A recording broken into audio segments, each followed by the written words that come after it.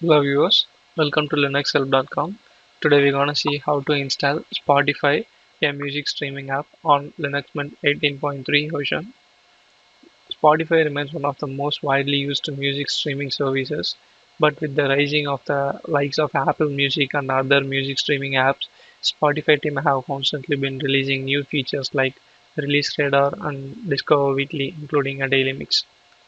But unfortunately, Spotify for Linux is no longer in active development as there are no developers working in it.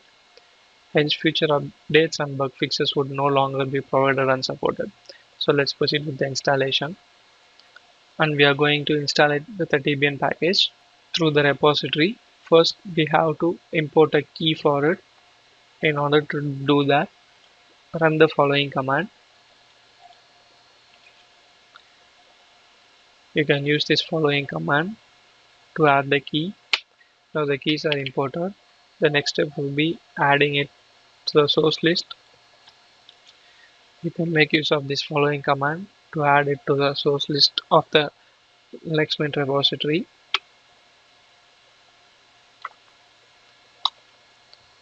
Sorry, we have to use echo entrant. Now the source has been added. You have to update the repository package. In order to do that, use the following command. Now the source list would be get updated.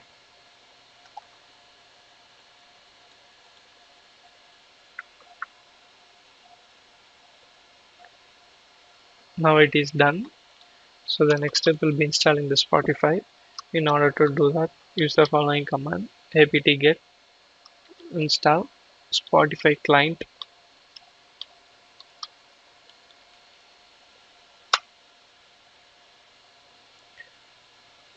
And to continue, press Y.